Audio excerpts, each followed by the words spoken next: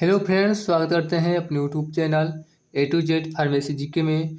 और इस वीडियो में हम जीव विज्ञान कक्षा 12 के बारे में अध्ययन करने वाले हैं, जो NCERT पैटर्न पर आधारित है। तो चलिए वीडियो को स्टार्ट करते हैं। यदि आप हमारे चैनल पर नए हैं तो चैनल को सब्सक्राइब करें। हमारा जो सबसे पहला चैप्टर है उसका नाम है जीवों में जनन। हम बात करेंगे कि जनन क्या होता है। अगर हम जनन के बारे में जानेंगे तो जीवों में जनन क्या होते हैं हम अपने आप ही जान सकते हैं। ठीक है, जनन क्या है? जनन एक ऐसी प्रक्रिया होती है जिसमें एक जीव अपने समान एक नए जीव की उत्पत्ति करता है, अपनी जाति की वृद्धि करता है। तो जन्म देने की इस प्रक्रिया को ही जनन कहते हैं। ठीक है, जनन दो प्रकार का होता है। पहला होता है हमारा अलैंगिक जनन और दूसरा होता है लैंगिक जनन। ठीक है, जीवों में जनन दो प्रकार से होती है। पहला होता है हमारा अलैंगिक जनन, जिसे इंग्लिश में हम एसेक्सुअल रिप्रोडक्शन कहते हैं, और दूसरा होता है लैंगिक जनन, जिसको जो है सेक्सुअल रिप्रोडक्शन कहते हैं। हम जानेंगे पहला है हमारा हेडिंग अलैंगिक जनन क्या होता है। इसका डिफिनीशन है कि अलैंगिक जनन प्रजनन एक ऐसी प्रक्रिया होती है जिसमें नया जीव एकल जनक से बनता है और इसमें युग्मक या जनन कोशिकाओं की कोई भूमिका नहीं होती है। उसे अलैंगिक जनन कहते हैं। अर्थात आप ये भी कह सकते हैं कि अलैंगिक जनन एक ऐसी प्रक्रिया है जिसमें कोई जीव बिना जो है युग्मक या जनन कोशिकाओं की जो भूमिका नहीं निभाता है और फिर भी वह अपने समान एक नए जीव की जो है उत्पत्ति करने की क्षमता रखता है या उत्पत्ति करता है, तो उसे ही अलैंगिक जनन कहते हैं। इसके परिणाम स्वरूप जो संतति उत्पन्न होती है वह केवल दूसरे के समरूप ही नहीं बल्कि एकदम समान होती है। और लैंगिक जनन से जो होने वाला जो भी जीव होता है, ठीक है, तो वो अपने माता के समान एकदम समान होती है। ठीक है, और एक समान जीवों के लिए क्लोन शब्द की रचना की गई है। ठीक है, अगर एक समान जीव जो है पैदा होते हैं तो वो अलैंगिक जनन होते हैं और वही उसी को जो है क्लोन शब्द की एक रचना, क्लोन शब्द का एक नाम दिया होता है। ठीक है, दिया है। दूसरा जनन हमारा होता है लैंगिक जनन। लैंगिक जनन क्या है? प्रजनन की वह प्रक्रिया जिसमें दो युग्मक नर व मादा के मिलने से बनी संरचना या रचना युग्मन द्वारा नए जीव की उत्पत्ति होती है, उसे लैंगिक जनन कहते हैं। या जब दो जनक विपरीत लिंग वाले, ठीक है, विपरीत लिंग वाले, जब दो जनक विपरीत लिंग वाले दे दिया है, मतलब जो है नर और मादा जनन प्रक्रिया में भाग लेते हैं तथा नर और मादा युग्मक गैमीट, छह क्वेश्चन दिया गैमीट में युग्मन होता है, तो उसे लैंगिक जनन कहते हैं। मतलब जो है आप ये भी कह सकते हैं कि जब नर और मादा, मतलब कि लैंगिक जनन वह प्रक्रिया है जिसमें एक नर हो और एक मादा हो, आपस में क्या करते हैं, निषेचन करते हैं, फर्टिलाइजेशन करते हैं, और उनसे बनने वाली जो संतान होती है उसे हम लैंगिक जनन कहते हैं। ठीक है, अब जानेंगे जो है निषेचन क्या है। हमारा जो तीसरा हेडिंग है कि निषेचन क्या है। निषेचन एक ऐसी प्रक्रिया होती है जिसमें जंतुओं में मादा के अंडाणु और मादा के शुक्राणु मिलकर एक नए जीव की उत्पत्ति करते हैं, उसे ही क्या करते हैं, निषेचन। ठीक है, निषेचन को इंग्लिश में फर्टिलाइजेशन कहते हैं। ठीक है, और ये जो है निषेचन दो प्रकार का होता है। एक होता है हमारा एक्सटर्नल फर्टिलाइजेशन, जिसको हम आंतरिक निषेचन कहते हैं, और दूसरा होता है हमारा बाह्य निषेचन। अब जानेंगे कि आंतरिक निषेचन क्या है। आपको जो है 12th में पहला चैप्टर में आपको यही पढ़ना है। और लैंगिक जनन, जनन क्या है, जनन कितने प्रकार के होते हैं, निषेचन क्या है, निषेचन कितने प्रकार के होते हैं, बस यही आपको जो है 2-4 हेडिंग जो है आपको पढ़ना है, ठीक है। जिसमें हमारा पहला हेडिंग है आंतरिक निषेचन।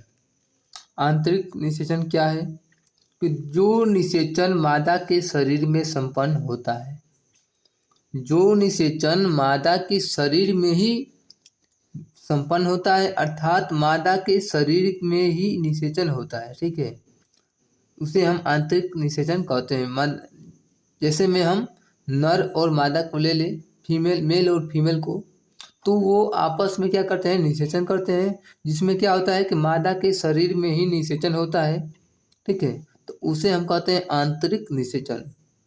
और यहीं पर बात आता है दूसरा में बाह्य निषेचन। बाह्य निषेचन वह है जब अंडे व शुक्राणु का शरीर के बाहर निषेचन होता है, तो उसे क्या कहते हैं, हम बाह्य निषेचन कहते हैं। जब अंडे व शुक्राणु के शरीर के बाहर निषेचन होता है तो उसे हम बाह्य निषेचन कहते हैं। दूसरा हमारा हेडिंग है कि निषेचन पक्ष घटनाएं क्या होती है। निषेचन के पहले के घटनाएं को क्या कहते हैं कि लैंगिक जनन में होने वाली घटनाओं के पश्चात युग्मनज का निर्माण होता है, यही पक्ष निषेचन घटनाएं कहलाती है। और हम देखेंगे अपना किताब के सिलेबस के अनुसार कि इसमें किताब में हमारा क्या क्या दिया है। आपको जो है अलैंगिक जनन और लैंगिक जनन के बारे में आपको पढ़ना है पहले चैप्टर में, ठीक है। इसमें आप देख सकते हैं, इसमें कुछ दिया है कि कुछ जीवों की अनुमति अनुमानित अवधि जीवन अवधि, ठीक है। कुछ जीवों की अनुमानित जीवन अवधि दिया है, जिसमें हाथी दिया है। आपको हाथी का जो जीवन काल कितना होता है आपको जो बताना है। जिसमें हमारा जो है तितली का दिया है, तितली का जो है 1 से 2 हफ्ते तक या इसका जो है जीवन काल होता है। कौवा का दिया है हमारा 15 वर्ष। इसी तरह हमारा तोता का दिया है 140 वर्ष दिया है जीवन काल। और मगरमच्छ का दिया है हमारा 60 वर्ष। मगरमच्छ जो है जीवन काल उसका 60 वर्ष तक ये जीता है। कछुआ का होता है हमारा 100 से 150 वर्ष। कछुआ का जो है 100 से 150 वर्ष तक जो है होता है। इसमें आपको जो धान का बताना है, बरगद का बताना है, आपको जीवन काल कितना होता है, मक्खी को बताना है, केला का बताना है। आपको जो है किताब पढ़कर आपको जो है बताना है। आगे चलते हैं। इसमें हम विस्तार से बात नहीं करेंगे, इसमें हम मेन जो है हमारा पॉइंट दिया है इसके बारे में हम थोड़ा सा पढ़ देते हैं, आप सुन लीजिए। यहाँ पर आप देख सकते हैं ये लाइन खींची गई है। जब संतति की उत्पत्ति एकल जनक द्वारा निर्माण की युग्मक गैमीट निर्माण की भागीदारी के साथ अथवा इसकी अनुपस्थिति में हो तो वह जनन अलैंगिक कहलाता है। जब 2 जनक विपरीत लिंग वाले जनन प्रक्रिया में भाग लेते हैं तथा नर और मादा युग्मक में युग्मन होता है तो वह लैंगिक जनन कहलाता है, ठीक है। अब आपको जो बताए थे क्लोन शब्द, अब हम देख सकते हैं एक समान जीवों के लिए क्लोन शब्द की रचना की गई है। अगर कोई पेपर में पूछता है कि क्लोन शब्द क्या है, तो आप बता सकते हैं कि एक समान जीवों के लिए क्लोन शब्द की जो है उत्पत्ति होती है, वो हमारे अलैंगिक जनन में होता है, ठीक है।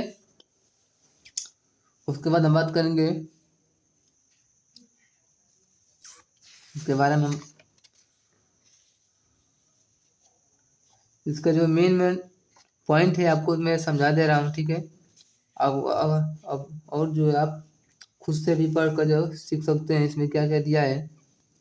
यहाँ पर देख सकते हैं, जब एक ही पादप में दोनों नर तथा मादा जनन संरचनाएं पाई जाए तो वह द्विलिंगी, अथवा जब वह भिन्न भिन्न पादपों में हो एक लिंगी कहलाता है, ठीक है।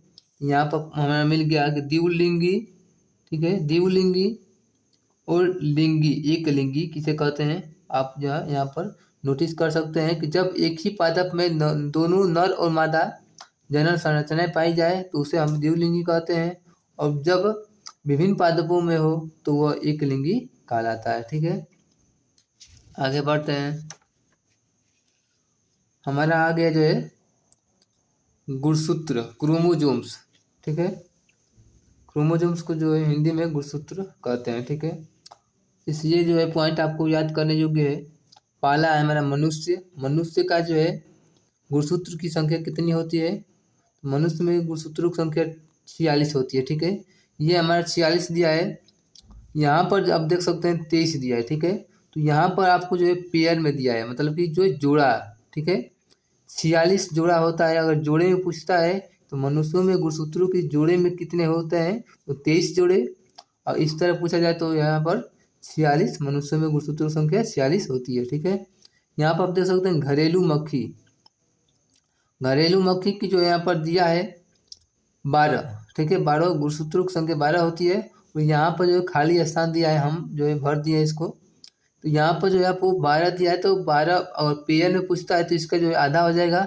और यहाँ पर जो है आपको जो है कोई कोई देखिए यहाँ पर दिया है। ठीक है, यहाँ पर बिल्ली का जो यहाँ पर खाली स्थान दिया है, बिल्ली का जो यहाँ पर 19 दिया है पहले से गुणसूत्रों में। यहाँ संख्या जो यहाँ पर पेयर में पहले से जो है जोड़ा में दिया है, आपको बताना है। तो 19 का 2 गुना कर देंगे, 19 दूनी 38। ठीक है, तो यहाँ पर जो है 38 गुणसूत्र होते हैं। अगर यहाँ पर दिया होता तो इसका जो है हम आधा कर देके पेयर में बना लेते हैं। ठीक है, इसी तरह हमारा सभी है प्याज, धान, सेब, मक्का, आलू, तितली जो आपको देख सकते हैं। आगे चलते हैं, यहाँ पर देख सकते हैं आप जल स्थल चर प्राणियों में युग्मक संलयन बाहरी माध्यम जल में अर्थात जीव के शरीर के बाहर संपन्न होता है।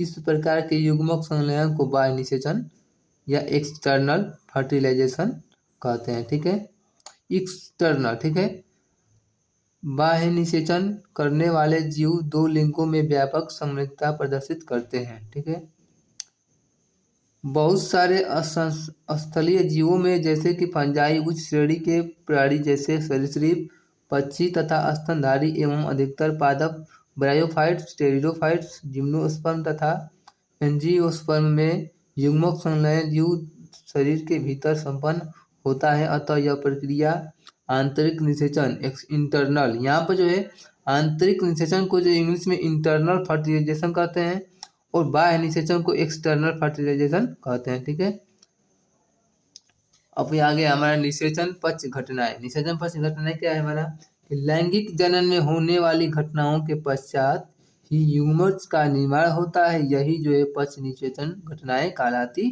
है। ठीक है, आगे चलते हैं।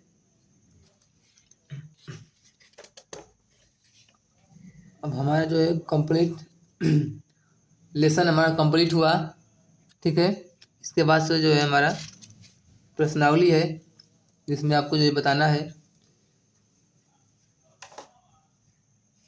यहाँ पर आपको जो है अभ्यास पूछा है, इसमें पहला पूछा है कि जीवों के लिए जनन क्यों अनिवार्य है। ठीक है, अब जानते ही हैं कि जीवों में जनन होगा तभी तो उसका जो है वृद्धि होगा, पीढ़ी दर पीढ़ी है उसका काम जो है, पीढ़ी दर पीढ़ी उसका जाति में वृद्धि होता है, उसका एक जीव से जो दूसरा जीव बनेगा। ठीक है, तो उसे जीव में जनन, जीवों के लिए जनन क्यों अनिवार्य आप लिख सकते हैं।